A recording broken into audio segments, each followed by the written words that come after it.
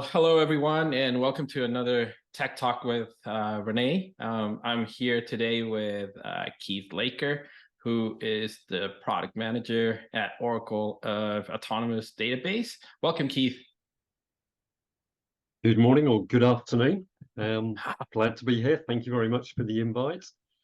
No, thank you for being here, and thank you for taking the time. I know that you are on the other side of the pond. I'm in Canada, and just very thank you for being here and taking the time. So Keith, before we get into a couple of the questions that I do have, why don't you introduce yourself to everybody?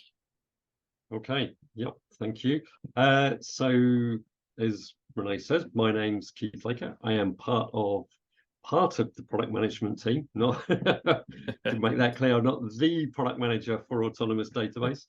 We have a big team that looks after the Autonomous Database platform. I'm part of that group. My background, I've been with Oracle since '96. Had a brief stint away with one of our partners and then came back. My main focus is data warehousing, and I've worked on other products like Discoverer, for those people who've got very, very long memories, Warehouse Builder, and the SQL analytic features inside the database. So I'm still sort of loosely responsible for some of the analytic SQL functions like pattern matching, SQL macros, things like that. And now I'm part of George Lumpkin's group, who look after Autonomous Database, and I'm based in the UK. Thank you for that. Thank you for making that brief explanation of that you're not the PM, but a part of a larger group, right? And because Autonomous is very complex, not the same, but the same as the Oracle database, right? And so can you explain a little bit, like if I'm running Oracle database, like what's Autonomous? What's the big difference around Autonomous? So I started with Oracle 5. You get the huge box of CDs and or floppies out there. You remember like floppy disks, and you fed them in, and you had to supply all the hardware, and you had somewhere to put it and set up connections. It's part of that evolution. So we've gone through. We're at 19C for most customers today. If you're running Oracle database, this is gonna look incredibly familiar. The difference between obviously what most people are used to today is that obviously the vast majority of people are probably on premise, doing work in their own data centers, and having to work with the infrastructure teams to get storage space allocated, infrastructure, and sort of owning the whole setup process. Moving to the cloud makes that installation process a lot simpler. So that's kind of the first thing that you're going to notice. If you want to provision an Autonomous database, be up and running, you can do that in under 2 minutes, which I think is probably a huge step change from trying to do something in your own, as a DBA working on premise, or even in, setting up, say, Oracle database on the cloud. Having the autonomous aspect adds a huge layer of simplicity. So we automate as much as we can, from setting up the networking, setting up storage, getting access to the necessary groups for setting everything up. All of that is just boiled down to 5 questions. That's all we ask you. It's like, which data center do you want to put it in?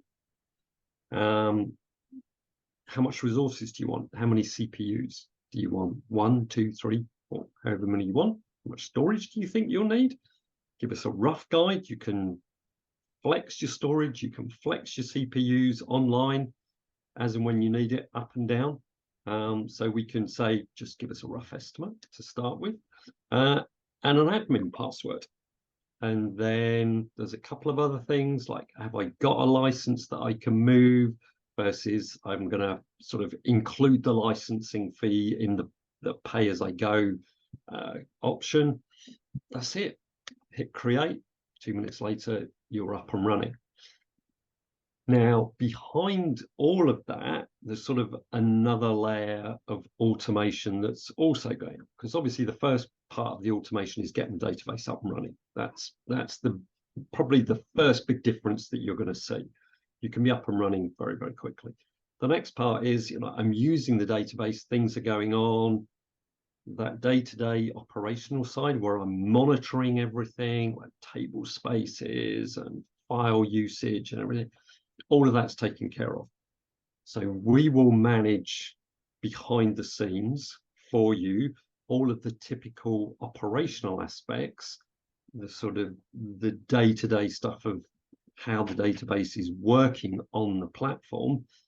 We have something like 8,000 monitoring processes that are running behind the scenes to ensure that we can offer and keep the database running at its most efficient way in a very, very highly available way as well.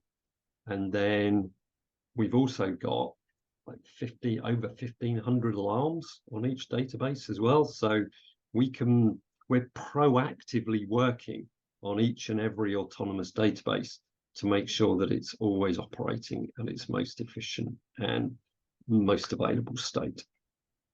So when you say like some of the operational things get taken away, let's put as an example.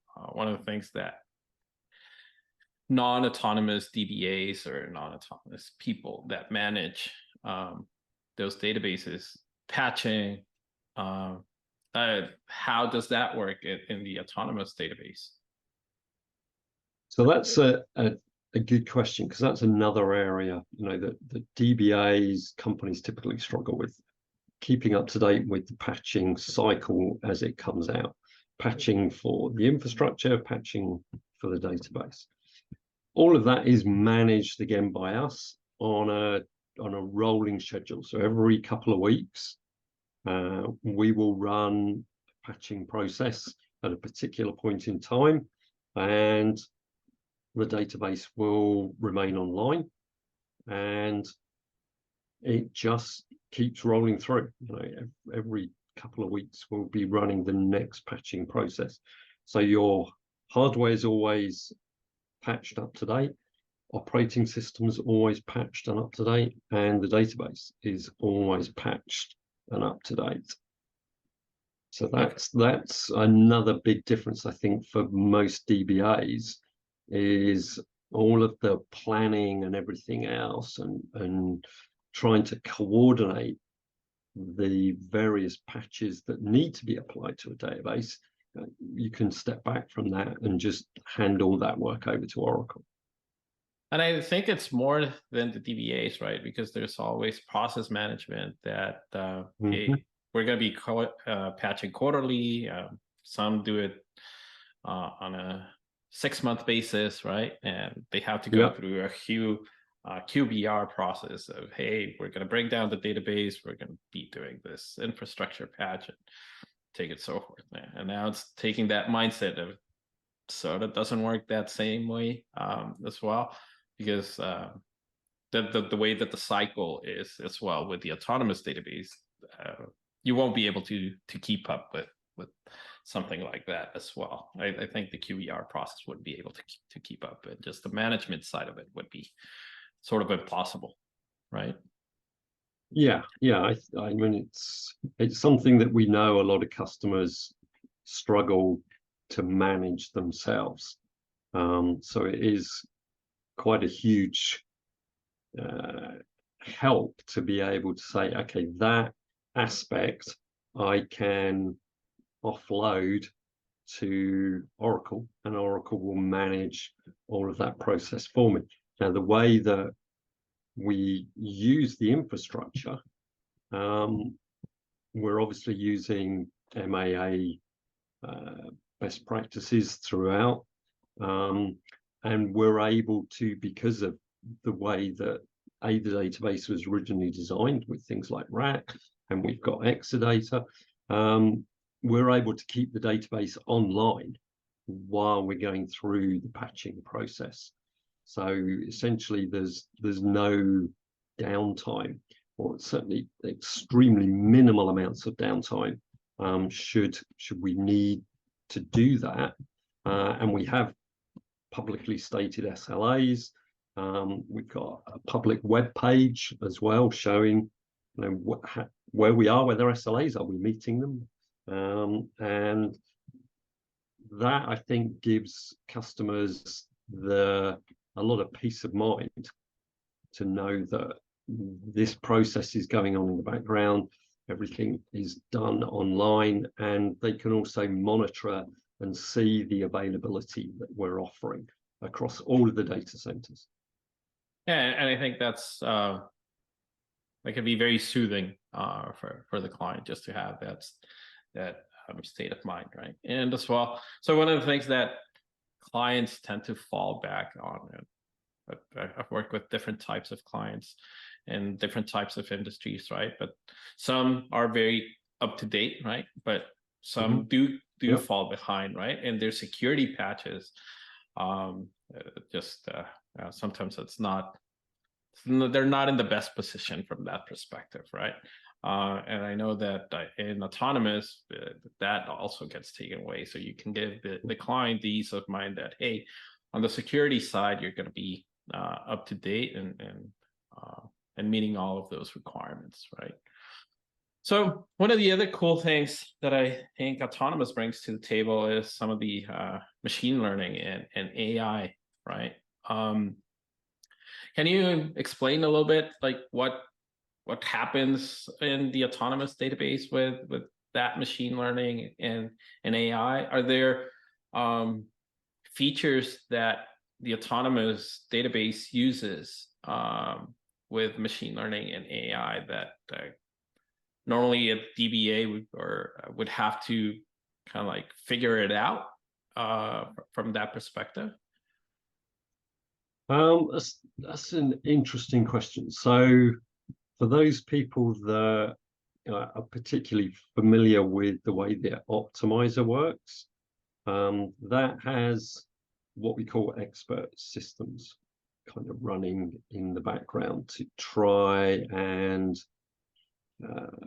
optimize the way that resources are managed. So there's a lot of operational processes going on there, and that sort of side of it. There's other aspects going on outside in terms of the monitoring of if we get an issue, we see an issue registered, flagged in the alert log. There's a lot of machine learning processes going on to understand what the potential issue might be that's been picked up in the logs, and doing the necessary searches and directions for, okay, we need to log a ticket so we can start engaging, collecting information, and doing the basic root cause analysis for any issues that might be being picked up during the day-to-day operations of the many autonomous databases that we've got. So there's some work going on inside the database. There's some work going on outside the database as well, in terms of where the data is, where that information is being deposited. And not to forget also the machine learning capabilities that are there for the operational aspects of the database to work with. Those can also be consumed by end users. So line of business users, DBAs can also make use of the machine learning that's built into the database. There's no additional licensing costs now to make use of machine learning capabilities that are integrated and built into autonomous database.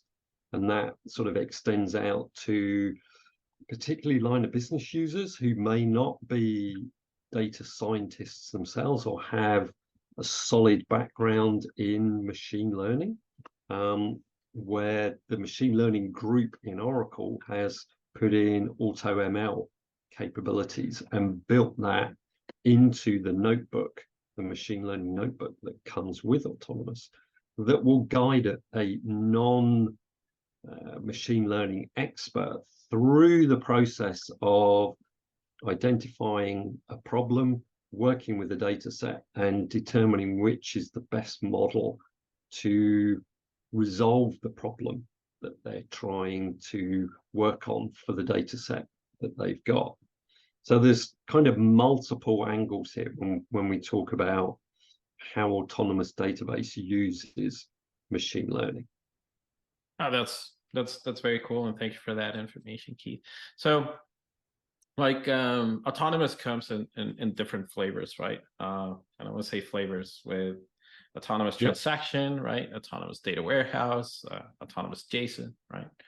But one of the ones that I keep hearing with clients, right, is autonomous data warehouse, right?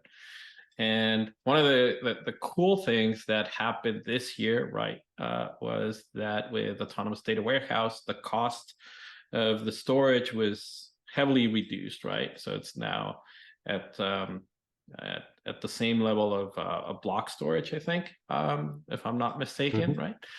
And I think that's one of the very big advantages over some of its competitors, right? So can you talk a little bit about what other key advantages does autonomous have over, let's say, Snowflake or Redshift? Yeah, I think probably the most important from a business user aspect is what's built in. So if we look specifically, focus on data warehousing,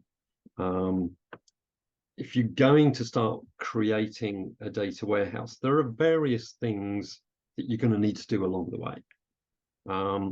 And there are various places where if you can get some help doing that, that would be really cool. So for example, obviously the first step that you're going to go through is, I need to load some data. I'm going to get some data in. So how do you load data easily? Well, it would be kind of cool if I could do data loading without writing any code. And at each step as I go through the data load process, I can do a quick test to make sure that when I hit the button at the end, I'm going to get something that works, that doesn't just throw out an error message. So within ADB, or Autonomous Data Warehouse, we've taken the decision to create an end-to-end ecosystem. A lot of the competitors typically just rely on partners. So they will offload things like data loading. And once they got the data loading in, I've got data in, typically I'm going to have to do some sort of transformation on it. We have built in simple drag and drop transformation tools. Again, a lot of the other companies will defer you off to somewhere else. Oh, you'll need to buy this service if you want to do transformations.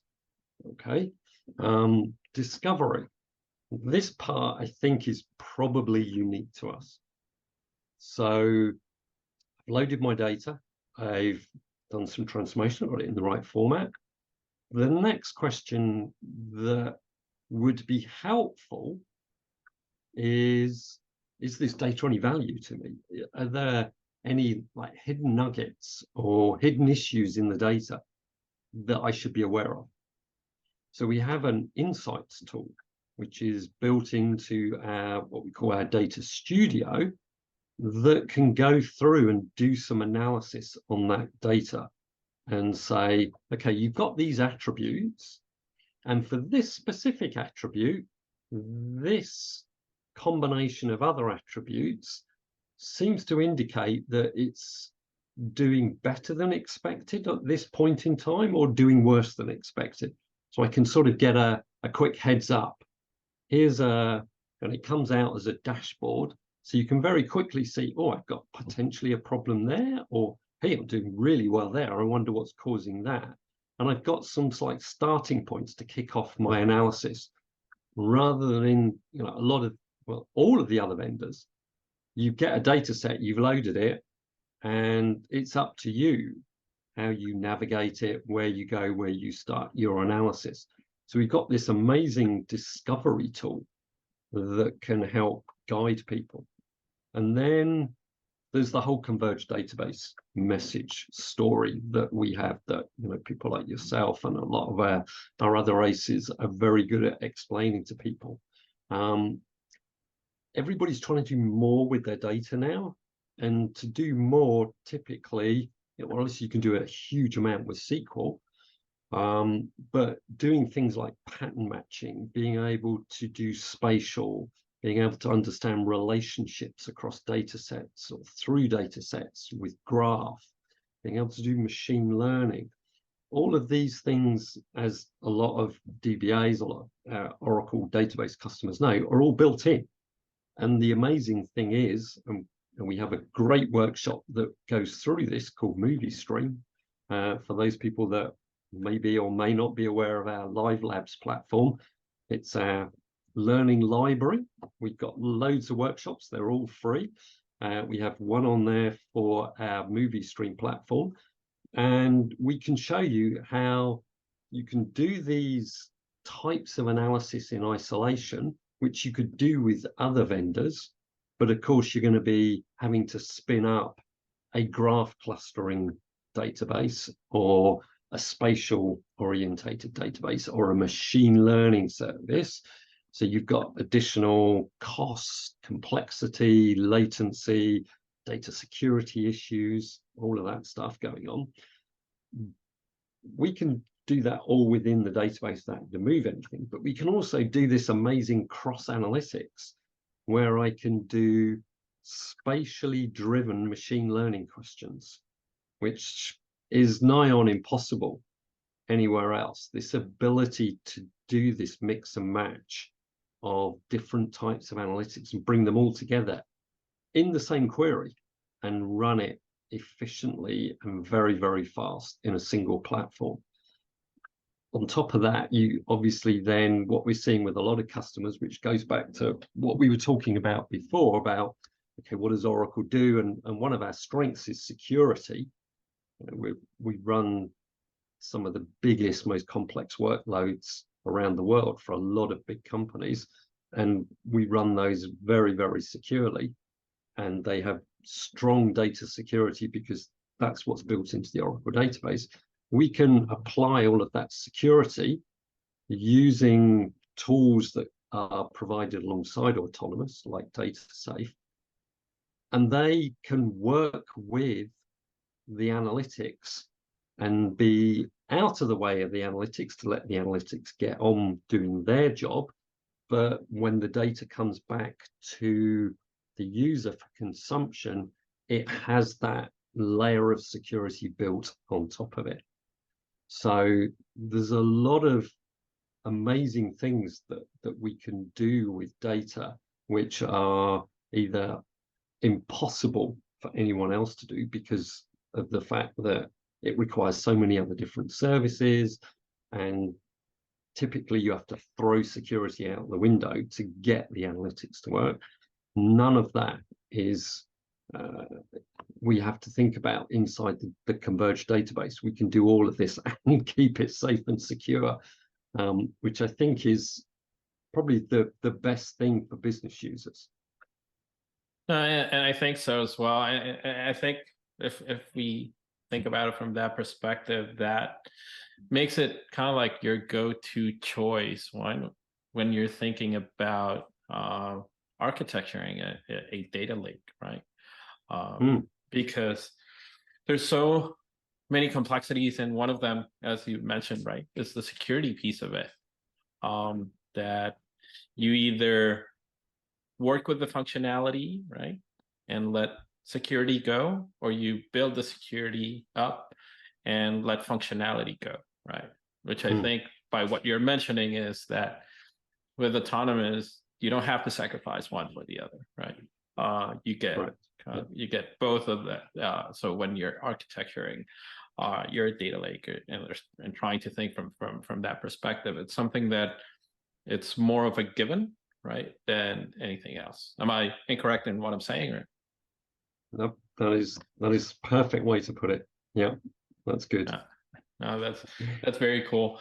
And just to throw you a last question, Keith, any new features for let's say I'm thinking about moving to autonomous, right?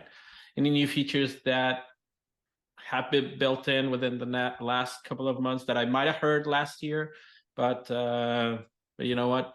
There's some new features that were put in within the next or the last 6 to 12 months that I should have heard, and now I need to start thinking about autonomous if I hear this new feature or this cool feature that's in place. I think probably the biggest area that we've been working on is multi-cloud. So not only from a management perspective, probably most people hopefully are aware of the work that we're doing with Azure to allow Azure customers to deploy and manage autonomous database along with some of our other database services directly from an Azure portal. So Azure terminology, Azure workflow, everything.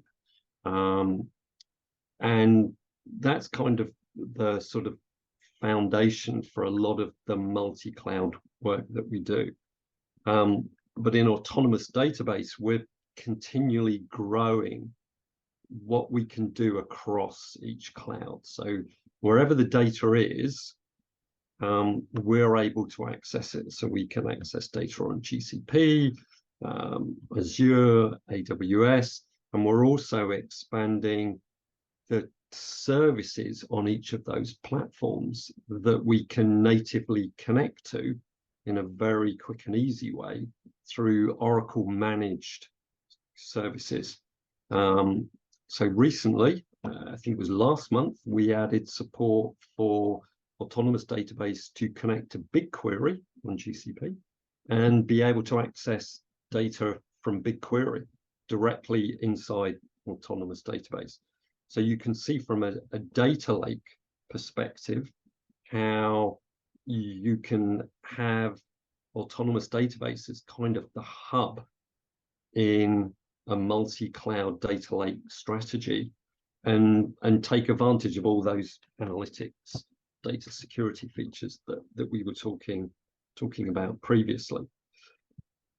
Some of the other aspects that we've added is also pushing data out. There's a lot of people that use Microsoft Teams, Slack, things like that, for doing their day-to-day work. What we've done inside ADB is the ability to publish queries, publish messages, etc., out to Slack, Microsoft Teams, so you can even push query results.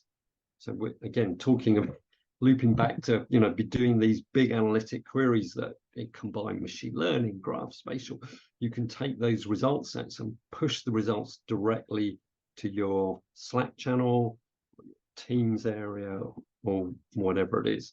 So there's a lot of work to build out this sort of multi-cloud, multi-space environment where ADB, Autonomous Data Warehouse, in this case, as we're talking about warehousing, can act as the analytic hub and push information out, or pull information in from anywhere, push it out pretty much anywhere that you need to put it.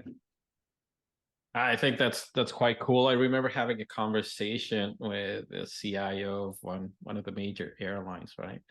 And as soon as the airplane pushes out, they start to calculate like the revenue that flight is going to generate for them, right? So you can start to see how, let's say, Slack, if he's using Slack, right? Those results can be now pushed out to his Slack or Teams or something like that, right? So you start to only imagine all of the things that he doesn't need to even be aware sometimes of the of his analytical space, right? It can just be pushed out to him, that information or critical information that a CIO, a CEO might need from that perspective. So I think that's quite cool to have that in there. Keith, I think I just want to thank you for your time. Is there anything else that I might be missing out? And if not, we can have a another conversation if you're willing up to that, and staying up a little bit later in your time later down the road. But I do want to thank you for being here, for taking the time, and yeah. Thank you. Yeah, it's been good. I would like to push the Live Labs platform. If you know, I know we've got a lot of Oracle database customers out there. If you want to get up onto the cloud and play around, have a quick test. Obviously, we've got always free accounts, but we have this great platform called Live Labs where we'll give you a cloud account as part of each workshop. So if you haven't got a cloud account, we'll build a cloud environment for you and give it to you to play with. So it simplifies the whole process of being able to run these sort of cloud type workshops that we have. And there's some great stuff on there for autonomous. Everything you would need to do or understand as a DBA or a developer or a line of business user. There's workshops for everyone there to sort of get a good insight into what ADB or autonomous data warehouse or transaction processing or JSON can do for you. No, thank you for that reminder, Keith. And also, like, there's, and correct me if I'm wrong, up to the last I knew, right? You get a 2 autonomous always for free in OCI as well, right? So if you want to play not only with the Live Labs but with your own testing environment, it's always free, no charge. There are some restrictions to it, which you can find in the documentation, but yeah, it's I can tell you I use it for my own Spotify. I'd load my Spotify data, right, and I can visualize how and which music I'm listening to across the year, not wait for Spotify Labs to push out that information. So that's all. Nice. That's a little on the personal side of how I use autonomous. That's good. That's good. That's a good use case, actually. Yeah, very good use case for the always free service. Yeah. Well, again, Keith, thank you very much for being here, and I do appreciate your time. Thank you very much, René. It's great talking to you.